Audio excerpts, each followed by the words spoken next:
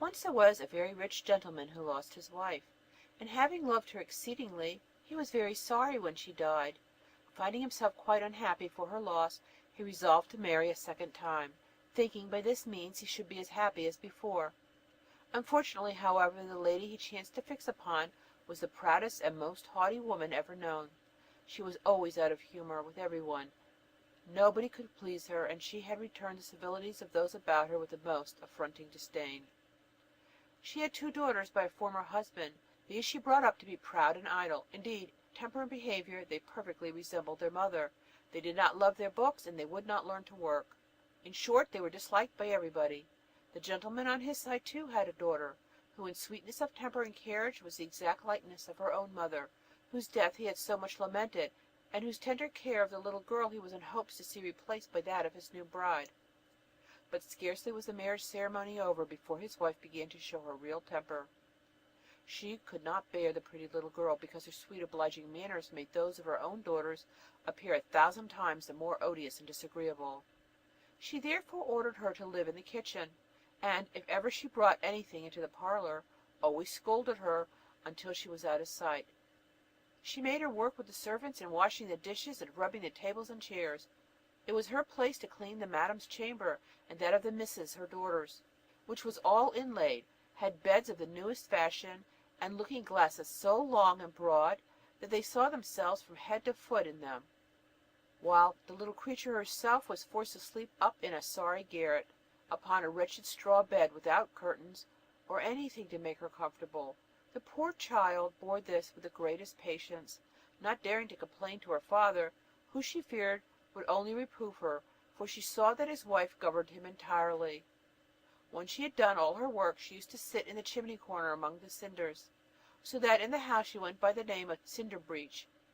The youngest of the 2 sisters, however, being rather more civil than the eldest, called her Cinderella, and Cinderella, dirty and ragged as she was, as often happens in such cases, was 1,000 times prettier than her sisters, dressed out in their splendour.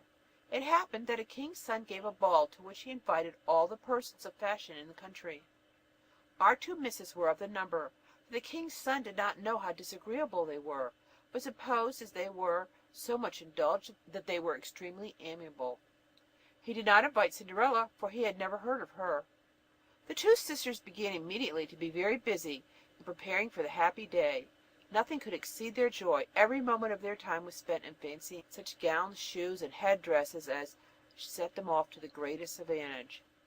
All this was new vexation to poor Cinderella, for it was she who ironed and plaited her sisters' linen. They talked of nothing but of how they should be dressed. "I," said the eldest, "will wear my scarlet velvet with French trimming." "And I," said the youngest, "shall wear the same petticoat I had for the last ball; but then, to make amends for that, I shall put on my gold muslin train, and wear my diamonds in my hair. With these I must certainly look well." They sent several miles for the best hairdresser that was to be had, and all their ornaments were bought at the most fashionable shops. On the morning of the ball they called up Cinderella to consult her about their dress, for they knew she had a great deal of taste. Cinderella gave them the best advice she could, and even offered to assist in adjusting their head dresses, which was exactly what they wanted, and they accordingly accepted her proposal. While Cinderella was busily engaged in dressing her sisters, they said to her, "Should you not like, Cinderella, to go to the ball?" "Ah," said Cinderella, "you are only laughing at me. It is not for such as I am to think of going to balls." "You are right," said they. "Folks might laugh indeed to see a Cinderbreech dancing in a ballroom." Any other than Cinderella would have tried to make the haughty creatures look as ugly as she could, but the sweet-tempered girl, on the contrary, did everything she could to make them look well. The sisters had scarcely eaten anything for 2 days, so great was their joy as the happy day drew near. More than a dozen laces were broken in endeavouring to give them a fine slender shape, and they were always before the looking-glasses. At length the much wished-for moment arrived. The proud misses stepped into a beautiful carriage, and, followed by servants in rich liveries, drove towards the palace. Cinderella followed them with her eyes as far as she could, and when they were out of sight she sat down in a corner and began to cry. Her godmother, who saw her in tears, asked her what ailed her. I wish, sobbed poor Cinderella, without being able to say another word. The godmother, who was a fairy, said to her, You wish to go to the ball, Cinderella. Is this not the truth? Alas, yes, replied the poor child, sobbing still more than before. Well, well, be a good girl, said the godmother, and you shall go. She then led Cinderella to her bedchamber, and said to her, Run into the garden and bring me a pumpkin. Cinderella flew like lightning, and brought her the finest she could lay hold of.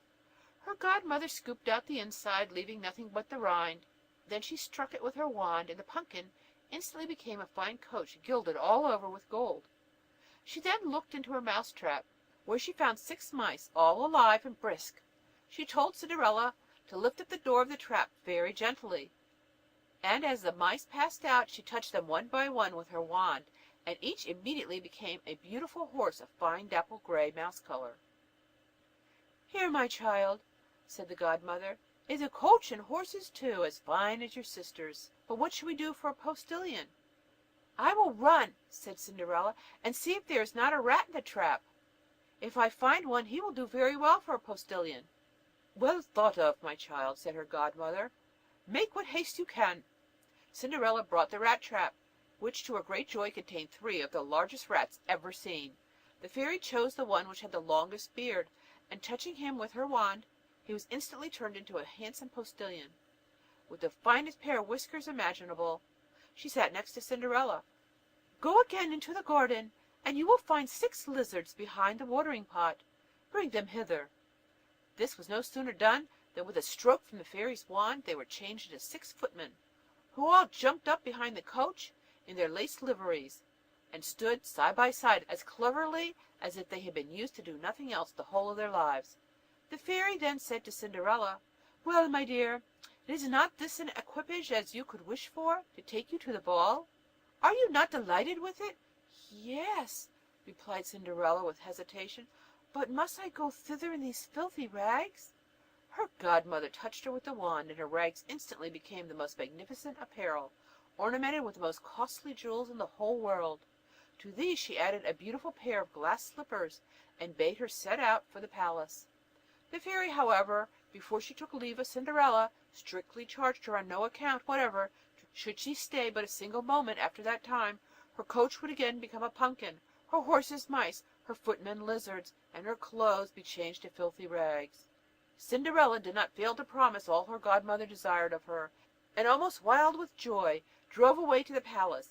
As soon as she arrived, the king's son, who had been informed that a great princess whom nobody knew was come into the hall, presented himself at the door of her carriage, helped her out, and conducted her into the ballroom. Cinderella no sooner appeared than everyone was silent. Both the dancing and the music stopped, and everybody was employed in gazing at the uncommon beauty of this unknown stranger. Nothing was heard but whispers of, How handsome she is! The king himself, old as he was, could not keep his eyes from her, and continually repeated to the queen that it was a long time since he had seen so lovely a creature.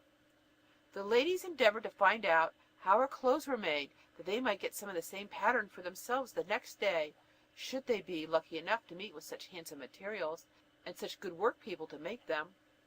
The king's son conducted her to the most honorable seat, and soon after took her out to dance with him. She both moved and danced so gracefully that everyone admired her still more than before, and she was thought the most beautiful and accomplished lady they ever beheld. After some time a delicious collation was served up, but the young prince was so busily employed at looking at her that he did not eat a morsel.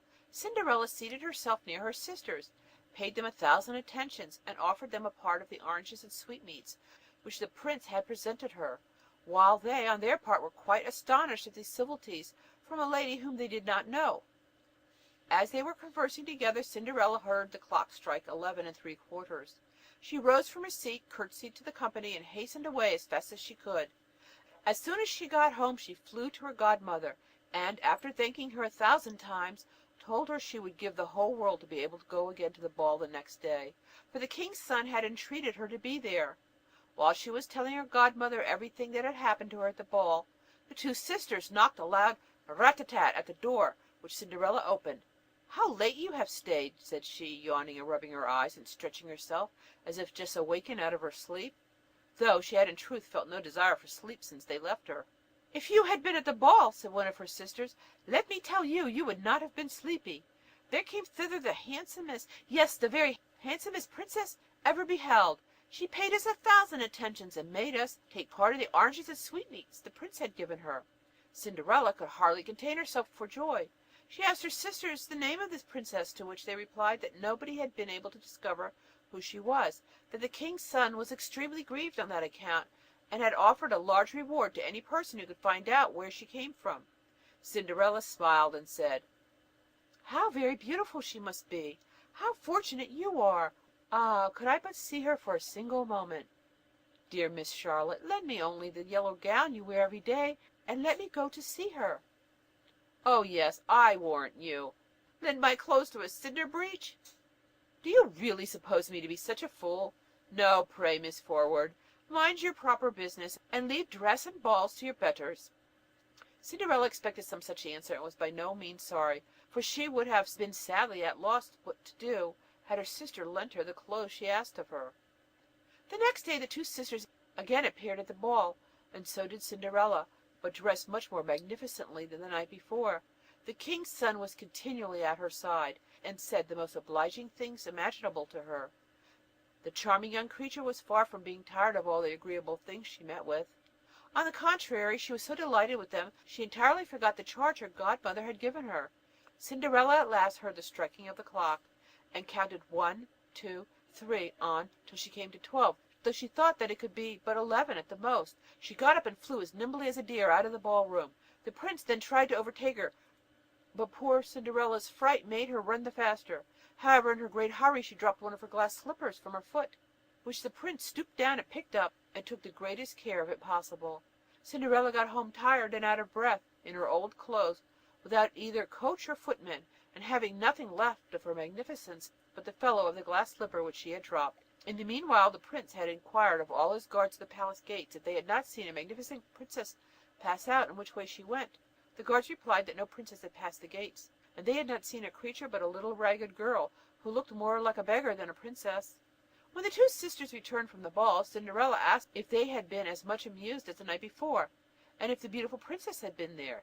They told her that she had, but that as soon as the clock struck 12, she hurried away from the ballroom, and in the great haste she made had dropped one of her glass slippers, which was the prettiest shape that could be, and the king's son had picked it up, and had done nothing but look at it all the rest of the evening, and that everyone believed that he was violently in love with the handsome lady to whom it belonged. This was very true, for a few days later the prince had proclaimed by sound of trumpet that he would marry the lady whose foot should exactly fit the slipper he had found. Accordingly the prince's messengers took the slipper and carried it first to all the princesses, then to all the duchesses, in short to all the ladies of the court, but without success. They then brought it to the two sisters, who each tried all she could to squeeze her foot into the slipper, but saw at last that this was quite impossible. Cinderella, who was looking at them all the while and knew her slipper, could not help smiling, and ventured to say, "Pray, sir, let me try on the slipper." The gentleman made her sit down, and putting the slipper on her foot, it instantly slipped in, and he saw that it fitted her like wax. The two sisters were amazed to see that the slipper fitted Cinderella, but how much greater was their astonishment when she drew out of her pocket the other slipper and put it on. Just at this moment the fairy entered the room, touching Cinderella's clothes with her wand, made her at once appear all more magnificently dressed than they had ever seen her before. The two sisters immediately perceived that she was the beautiful princess they had seen at the ball. They threw themselves at her feet, and asked her for forgiveness for the ill treatment she had received from them. Cinderella helped them to rise, and tenderly embracing them, said that she forgave them with all her heart, and begged them to bestow on her their affection. Cinderella was then conducted, dressed as she was, to the young prince, who, finding her more beautiful than ever, instantly desired her to accept his hand. The marriage ceremony took place in a few days, and Cinderella, who was as amiable as she was handsome, gave her sisters magnificent apartments in the palace, and a short time after married them to two great lords of